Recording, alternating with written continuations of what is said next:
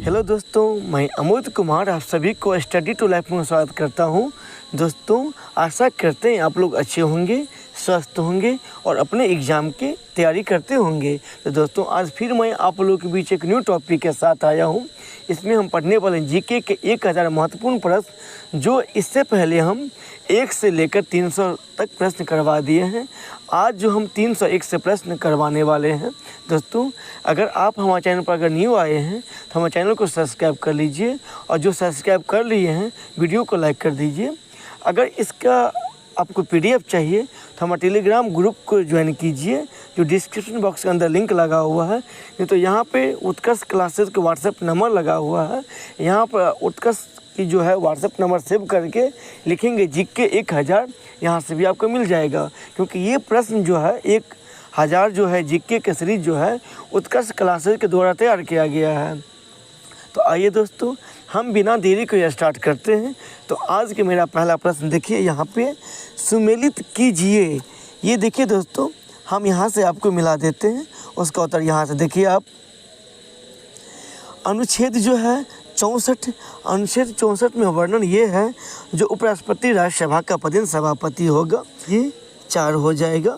यहाँ देखिए दोस्त, ये अनुच्छेद 66 जो है उपराष्ट्रपति का चुनाव से संबंधित ये वर्णन किया गया है।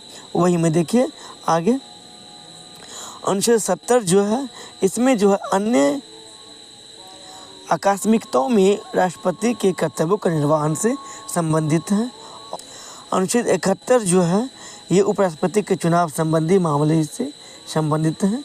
उसको आप याद कर रखें। तो इस प्रकार इस प्रश्न का जो उत्तर हो जाएगा, ये आप उसको बार बार पढ़िए, एक बार में तो नहीं याद होगा, इसको बार बार पढ़िए, क्योंकि संविधान की प्रश्न पूरा इम्पोर्टेंट है ये। इसी में देखिए इसकी व्याख्या यहाँ समझ लीजिए। अनुच्छेद 64 में ये वर्णन है, जो उपराष्ट्रपति राज्यसभा का पदेन सभापति होगा। वही में देखिए अनुच्छेद 66 में उपराष्ट्रपति का चुनाव से संबंधित वर्णन है ये।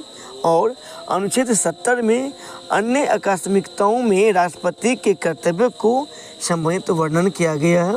और अनुच्छेद 71 में जो है, जो उपराष्ट्रपति के चुनाव संबंधी मामले का वर्णन किया गया है। इसी में देखिए हमारा जो अगला प्रश्न है, उपराष्ट्रपति के उम्मीदवार को कुल मतों के कितने मत प्राप्त नहीं होने पर जमानत राशि जब्त की जाती है। तो इस प्रश्न का जो उत्तर हो जाएगा, कुल जो है मत का 1/6 प्राप्त नहीं होने से जो जमानत राशि जो 15,000 जमा करते हैं, वो सरकार के द्वारा जब्त कर ली जाती है। देखिए यहाँ से उसकी व्याख्या, उपराष्ट्रपति उम्मीदवार पद के लिए जमानत राशि 15,000 रुपया निर्धारित की गई है, एवं यदि उम्मीदवार कुल मतों का 1/6 मत प्राप्त अगर नहीं करता है तो उसकी जमानत राशि जब्त की जाती है। इसी में देखिए हमारे जो अगला, निम्नलिखित में से कौन सा युग्म असम्मिलित है। तो मतलब असम्मिलित मतलब गलत कौन है। देखिए दोस्तों, ये जो सही है, यहाँ देखिए अनुच्छेद 67 में उपराष्ट्रपति के कार्यकाल का वर्णन किया गया है। वही 69 में जो है उपराष्ट्रपति द्वारा शपथ ग्रहण का भी वर्णन किया गया है। और अनुच्छेद 63 में भारत के एक उपराष्ट्रपति होगा, इसका वर्णन भी किया गया है। और वही देखिए यहाँ से आप अनुच्छेद 65 में उपराष्ट्रपति का चुनाव, ये उसमें शामिल नहीं है।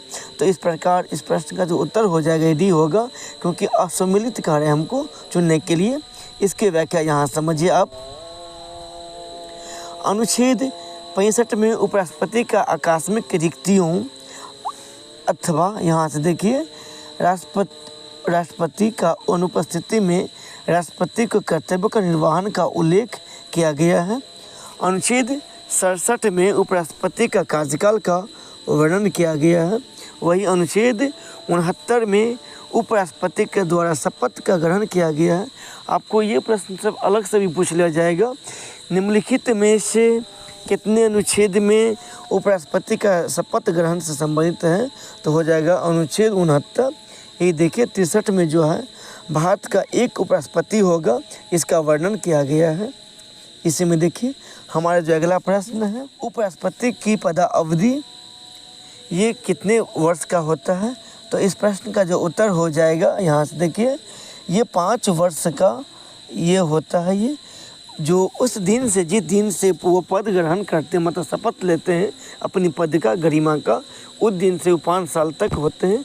अगर नहीं इस बीच में अगर उनकी इच्छा चाहे तो अपनी त्यागपत्र जो है राष्ट्रपति को समक्ष सौंप कर अपनी त्यागपत्र दे सकते हैं।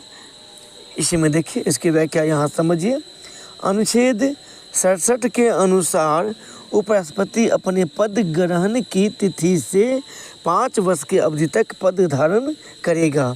इसी में देखिए हमारा जो अगला प्रश्न है, उपराष्ट्रपति चुनाव के लिए प्रयुक्त संयुक्त अधिवेशन के स्थान पर निर्वाचक मंडल का प्रावधान कौन से संविधान संशोधन अधिनियम के माध्यम से किया गया है?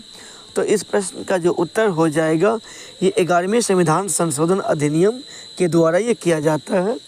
इसकी व्याख्या यहाँ समझिए आप। मूल संविधान में उपराष्ट्रपति चुनाव के लिए संयुक्त अधिवेशन का प्रावधान किया गया था, परंतु 11वें संविधान संशोधन जो 1961 में हुआ था कि इसके माध्यम से इसके बदलकर निर्वाचन मंडल कर दिया गया है। इसी में देखिए हमारा जो अगला प्रश्न है, भारत में उपराष्ट्रपति के निर्वाचन में संबंधित विवाद को कौन तय करते हैं या करता है? तो इस प्रश्न का जो उत्तर हो जाएगा सर्वोच्च न्यायालय। यहाँ से देखिए इसकी व्याख्या यहाँ समझिए आप। अनुच्छेद 71 के तहत प्रावधान किया गया है कि राष्ट्रपति व उपराष्ट्रपति के निर्वाचन से संबंधित किसी भी प्रकार के विवाद का निपटारा सर्वोच्च न्यायालय द्वारा ही किया जाएगा और भारत में उपराष्ट्रपति के निर्वाचन में संबंधित विवाद को सर्वोच्च न्यायालय में ही सुना जाता है। इसी में देखिए हमारा जो अगला प्रश्न है, उपराष्ट्रपति के संदर्भ में यह कहना सही है कि? तो इस प्रश्न का जो उत्तर हो जाएगा यह कि भारत का उपराष्ट्रपति राज्यसभा का पदेन सभापति होगा, जो अभी आपको जस्ट हम बताए हैं। इसको आप रिवीजन करें, इसको पढ़े बार बार, वीडियो के एक बार ने 2 से 3 बार देखें, आपको पूरे प्रश्न याद हो जाएगा। इसको देखिए इसकी व्याख्या यहाँ से हम इससे पहले भी आपको बताए हैं। जो अनुच्छेद 63 के अनुसार भारत का एक उपराष्ट्रपति होगा तथा अनुच्छेद 64 के अनुसार उपराष्ट्रपति राज्यसभा का पदेन सभापति होता है। निम्नलिखित में से कौन सा युग्म असम्मिलित है? दोस्तों देखिए यहाँ से जो ये प्रश्न जो है बहुत ही ट्विस्ट प्रश्न है, बहुत ही इम्पोर्टेंट प्रश्न है, उसको आप जल्दी पकड़ नहीं पाएंगे। देखिए ये क्या पूछ रहा है हमको यहाँ से, ये मोरारजी देसाई मतलब प्रधानमंत्री के समय में उप प्राइम मिनिस्टर इस समय में कौन थे? तो ये प्रधानमंत्री हैं, ये आपको इस समय का उप प्रधानमंत्री हैं। यहाँ देखिए आपको हम बता देते हैं, तो उसका उत्तर तो हो जाएगा यशवंत राव चौहान, जो बीपी सिंह के समय में वो नहीं थे, तो उसका उत्तर तो आपको सी हो जाएगा। देखिए यहाँ से मोरारजी देसाई में जिस समय में प्राइम मिनिस्टर थे उस समय चौधरी चरण सिंह यहाँ के उप प्राइम मिनिस्टर थे। फिर देखिए मोरारजी देसाई के समय में ही फिर बाबू जगजीवन राम भी उप प्रधानमंत्री थे और बीपी सिंह के समय में यशवंत राव चौहान नहीं थे, बल्कि इसके समय में ये चौधरी देवीलाल थे। तो इसी में देखिए चंद्रशेखर के समय में जो है चौधरी देवीलाल भी थे। तो इसका उत्तर तो हो जाएगा ये सी हो जाएगा। यहाँ से आप इसकी व्याख्या समझिए, आप ऑब्वियसली समझ जाएंगे। देखिए दोस्तों इस साइड में जो है दिया हुआ प्रधानमंत्री के कार्यकाल और इसी समय में जो है उप प्रधानमंत्री जो बनाया जाता था इस समय में, ये इसका कार्यकाल देखिए। तो इंदिरा गांधी के समय में जो उप प्रधानमंत्री थे मोरारजी देसाई थे और यहाँ से देखिए फिर चौधरी चरण सिंह के समय में यशवंत लाल चौहान थे, बीपी सिंह के समय में चौधरी देवीलाल थे, मोरारजी देसाई के समय में बाबू जगजीवन राम थे और मोरारजी देसाई के समय में ही चौधरी चरण सिंह थे उप प्रधानमंत्री और पंडित नेहरू के समय में सरदार वल्लभ भाई पटेल थे, जो देश के पहले उप प्रधानमंत्री के रूप में जाने जाते हैं सरदार वल्लभ भाई पटेल को। और यहाँ से देखिए इसी में आगे, और देश के प्रथम प्रधानमंत्री वो पंडित जवाहरलाल नेहरू थे और देश के प्रथम महिला प्राइम मिनिस्टर उन्हीं की बेटी इंदिरा गांधी थी। इसी में देखिए आगे चंद्रशेखर के समय में चौधरी देवीलाल थे और अटल बिहारी वाजपेयी के समय में लाल कृष्ण आडवाणी जो है ये उप प्रधानमंत्री थे। आई होप कि दोस्त आपको ये समझ गए होंगे और उसको याद कर ले। इसी में देखिए हमारा जो अगला प्रश्न है, निम्नलिखित में से कौन से संविधान संशोधन अधिनियम के द्वारा केंद्र में मंत्रिपरिषद के आकार को परिसीमित किया गया है? तो इस प्रश्न का उत्तर हो जाएगा 91वें संविधान संशोधन के द्वारा। इसकी व्याख्या यहाँ समझिए, आप समझ जाएंगे अच्छी तरह से। 91वें संविधान संशोधन जो है 2003 के द्वारा केंद्र में मंत्रिपरिषद के आकार में परिवर्तन किया गया। इस संशोधन में प्रावधान किया गया है कि प्रधानमंत्री सहित मंत्रिपरिषद की अधिकतम संख्या लोकसभा के कुल सदस्यों की संख्या जो 15% से अधिक नहीं होगा। मतलब क्या, अगर 100 जो लोकसभा में आपको बता देते हैं इसका 15% मतलब क्या, तो ओनली सिर्फ अगर 100 लोकसभा के सांसद अगर होगा ओनली से इसमें 15 ही मंत्री बनेंगे। तो मतलब इस टोटल जो लोकसभा का जो चुनाव इसमें जो होता है सदस्य की संख्या से 15% से अधिक जो है मंत्री नहीं बन सकते हैं।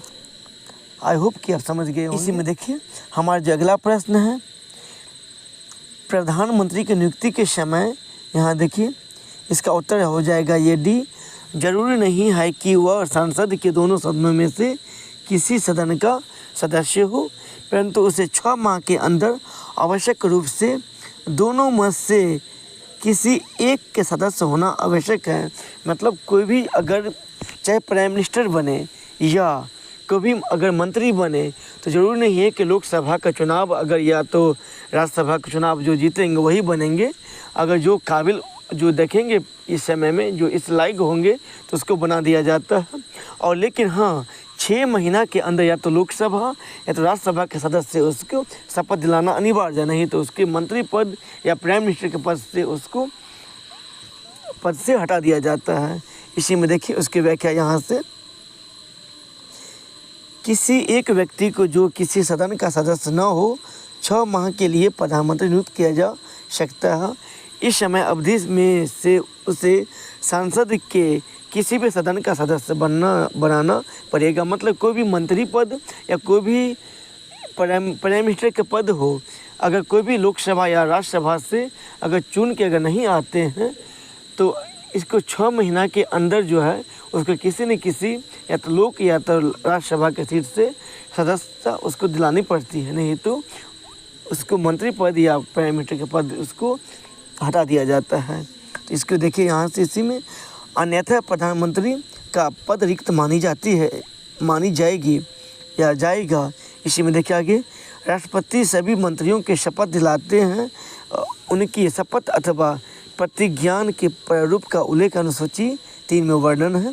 शपथ से समेत अनुसूची जो 3 में वर्णन है, जिसमें राष्ट्रपति प्राइम मिनिस्टर जितना भी मंत्री होते हैं उसके शपथ से समेत जो अनुसूची का वर्णन किया गया है। इसी में देखिए हमारा अगला प्रश्न है, मंत्रिमंडल में सम्मिलित होते हैं कौन? तो इसका उत्तर हो जाएगा ये केवल कैबिनेट मंत्री होते हैं, ये मंत्रिमंडल में सम्मिलित होते हैं। इसकी व्याख्या यहाँ समझिए, संविधान में 3 स्तर के मंत्री का उल्लेख है। जो उसको देखिए ये 3 स्तर के मंत्री कैबिनेट मंत्री होते हैं और राज्य मंत्री होते हैं और उप मंत्री भी बनाए जाते हैं। इसी में देखिए हमारा अगला प्रश्न है, संसदीय सचिव के संदर्भ में निम्नलिखित में से कौन सा कथन सही नहीं है? तो इस प्रश्न का जो उत्तर हो जाएगा, संसदीय सचिव की नियुक्ति राष्ट्रपति द्वारा की जाती है, ये सही नहीं है। बल्कि यहाँ से देखिए संसदीय सचिव के प्रधानमंत्री शपथ दिलाते हैं, ये सही है। और यहाँ से देखिए संसदीय सचिव प्रधानमंत्री के प्रति उत्तरदायी होते हैं, ये भी सही है। और प्रधानमंत्री को संबोधित करते हुए अपना इस्तीफा देते हैं, ये भी सही है संसदीय सचिव के लिए। संसदीय सचिवों के संदर्भ में संसदीय सचिव को प्रधानमंत्री शपथ दिलाते हैं। संसदीय सचिव प्रधानमंत्री के प्रति उत्तरदायी होते हैं। संसदीय सचिव की नियुक्ति प्रधानमंत्री स्वयं के द्वारा की जाती है और प्रधानमंत्री को संबोधित करते हुए अपना इस्तीफा भी देते हैं। इसी में देखिए हमारा जो अगला प्रश्न है, मंत्रीगण को उनके विभागों को आवंटन किया जाता है। तो इसका उत्तर हो जाएगा प्रधानमंत्री के द्वारा। देखिए यहाँ से उसकी व्याख्या समझ लीजिए, अनुच्छेद 75 के तहत प्रधानमंत्री की नियुक्ति वो राष्ट्रपति करता है तथा प्रधानमंत्री के सलाह पर अन्य मंत्रियों की नियुक्ति राष्ट्रपति करता है और प्रधानमंत्री द्वारा ही मंत्रीगणों उनके विभागों का बंटवारा किया जाता है। इसी में देखिए हमारा जो अगला प्रश्न है, संसदीय सचिव के संदर्भ में निम्नलिखित में से कौन सा सही नहीं है? तो उसका उत्तर हो जाएगा संसदीय सचिव मंत्रिपरिषद का भाग होते हैं, ये उसका उत्तर सही नहीं है। देखिए यहाँ से ये सब सही है। संसदीय सचिव संसद के सदस्य होते हैं, ये भी सही है। संसदीय सचिव को राज्य मंत्री का भी दर्जा प्राप्त है और संसदीय सचिव का काम मंत्रियों की सहायता करना होते हैं। ये ए, बी और सी सही है, बल्कि डी ये गलत है। इसकी व्याख्या फिर यहाँ समझिए आप। संसदीय सचिवों को कोई संख्या निर्धारित नहीं होती है और संसदीय सचिव जैसे शब्द का उल्लेख नहीं है। संसदीय सचिव संसद के सदस्य होते हैं। संसदीय सचिव को राज्य मंत्री का दर्जा प्राप्त है। वही संसदीय सचिव का काम मंत्रियों की सहायता करना होता है और संसदीय सचिव मंत्रिपरिषद का भाग ये नहीं होता है। हमारा जो अगला प्रश्न है सुमेलित कीजिए। तो देखिए दोस्तों, यहाँ से पूरे सवाल को हम स्क्रीन पर लाते हैं छोटा करके। यहाँ देख लीजिए आप। अनुच्छेद 75 के 1 में ये वर्णन है कि प्रधानमंत्री को नियुक्ति राष्ट्रपति, यहाँ से देख लीजिए थोड़ा, करेगा। तो उसका उत्तर हो जाएगा ये 4 हो जाएगा। अनुच्छेद 75 के 2 में ये वर्णन है जो मंत्री राष्ट्रपति के प्रसाद पर्यंत पद धारण करेगा, उसका उत्तर हो जाएगा ये 3। और अनुच्छेद 75 के 3 में मंत्रिपरिषद लोकसभा के प्रति सामूहिक रूप से ये उत्तरदायी होगा, ये उसका उत्तर हो जाएगा। और अनुच्छेद 75 के 4 में ये वर्णन है जो राष्ट्रपति मंत्रियों को पद एवं गोपनीयता को शपथ दिलाएगा। तो इस प्रकार इस प्रश्न का जो उत्तर हो जाए बी हो जाएगा। देखिए इसकी व्याख्या। अनुच्छेद 75 के 1 में ये वर्णन है जो प्रधानमंत्री की नियुक्ति राष्ट्रपति करेगा और अनुच्छेद 75 के 2 में मंत्री राष्ट्रपति के प्रसाद पर्यंत पद धारण करते हैं और 75 के 3 में मंत्रिपरिषद लोकसभा के प्रति सामूहिक रूप से उत्तरदायी होंगे। इसी में आपको पूछ लिया जाएगा मंत्रिपरिषद जो किसके प्रसाद पर्यंत पद धारण करेगा, तो हो जाएगा राष्ट्रपति के प्रसाद पर्यंत, यहाँ से देख लीजिए। और आपको पूछ लिया जाएगा मंत्रिपरिषद जो व्यक्तिगत रूप से किसके प्रति जिम्मेदार होंगे, तो ये हो जाएगा राष्ट्रपति के प्रति। और सामूहिक रूप से किसके प्रति जिम्मेदार होंगे, तो ये हो जाएगा ये मंत्रिपरिषद लोकसभा के प्रति ये सामूहिक रूप से जिम्मेदार होते हैं। ये भी प्रश्न बहुत इंपॉर्टेंट है, इसको भी आप याद रखें। अनुच्छेद जो 75 के 4 में राष्ट्रपति मंत्रियों के पद एवं गोपनीयता के शपथ दिलाएगा, जो हमारे भारतीय संविधान के अनुसूची 3 में ये वर्णन है। इसी में देखिए हमारा जो अगला प्रश्न है, निम्नलिखित में से कोई भी व्यक्ति कितने समय तक बिना संसद का सदस्य रहे मंत्री का पद धारण कर सकता है? तो अभी आपको हम जस्ट बताए ये 6 माह के अंदर उसको किसी न किसी जो लोकसभा या राज्यसभा के पद से उसको शपथ दिलाना अनिवार्य है, नहीं तो मंत्री का पद उसको रिक्त मानी जाती है। उसका उत्तर तो हो जाएगा ये सी। देखिए यहाँ से इसी में देखिए उसकी व्याख्या। संविधान के अनुच्छेद 75 के 5 के अनुसार मंत्री बनने हेतु संसद का सदस्य होना चाहिए। यदि कोई मंत्री संसद का सदस्य नहीं है तो उसे पद ग्रहण करने के 6 माह के भीतर संसद का सदस्य बनना पड़ेगा और अन्यथा उसका मंत्री पद समाप्त हो जाएगा। इसी में देखिए हमारा जो अगला प्रश्न है, निम्नलिखित में से मंत्रियों के बीच कार्य या आवंटन के नियम किसके द्वारा बनाए जाते हैं? तो इसका उत्तर हो जाएगा ये राष्ट्रपति। इसी में देखिए इसकी व्याख्या। संविधान के अनुच्छेद 77 के अनुसार राष्ट्रपति मंत्रियों के बीच कार्य के बंटवारे हेतु कार्य आवंटन के नियम बनाते हैं। इसी में देखिए हमारा जो अगला प्रश्न है, निम्नलिखित में से बिना अनुमति कितने दिन संसद से अनुपस्थित रहने पर किसी सांसद को अयोग्य घोषित किया जाता है? तो इसका उत्तर हो जाएगा 60 दिन। 2 महीना दोस्तों नहीं, अक्सर जो स्टूडेंट जो है गलती करके आ जाते हैं 2 महीना कर देते, लेकिन 2 महीना नहीं, 2 महीना का भी आपको एक्स्ट्रा दिन के भी होगा, कभी 60 दिन के भी होगा, लेकिन ये ओनली सिर्फ याद कीजिएगा 60 दिन। अगर कोई भी मंत्री बिना बोले हुए अगर अनुपस्थित रहते हैं तो 60 दिन के अंदर में उसके पद रिक्त मानी जाती है। इसकी व्याख्या यहाँ समझ लीजिए आप। अनुच्छेद जो 101 के अनुसार हमारे भारतीय संविधान में ये वर्णन है कि वह सांसद के अधिवेशन से लगातार अगर ये 60 दिन तक बिना बताए अनुपस्थित हो जाए तो उसे अयोग्य घोषित किया जा सकता है। इसी में देखिए हमारा जो अगला प्रश्न है, भारतीय संविधान के किस अनुच्छेद के अंतर्गत नई अखिल भारतीय सेवाएं स्थापित करने का अधिकार प्राप्त है? उसका उत्तर तो हो जाएगा अनुच्छेद 312 में ये वर्णन है। इसकी व्याख्या यहाँ समझिए। अनुच्छेद 312 के अनुसार राज्यसभा प्रस्ताव पारित कर नई अखिल भारतीय सेवाएं स्थापित करने का अधिकार केंद्रीय सरकार को दे सकती है। इसमें देखिए हमारा जो अगला प्रश्न है, भारतीय संविधान कौन से अनुच्छेद में संचित निधि का उल्लेख किया गया है? तो उसका जो है दोस्तों, आप इस प्रश्न का उत्तर, आज का टॉपिक हम यहीं पर समाप्त करते हैं। धन्यवाद दोस्तों।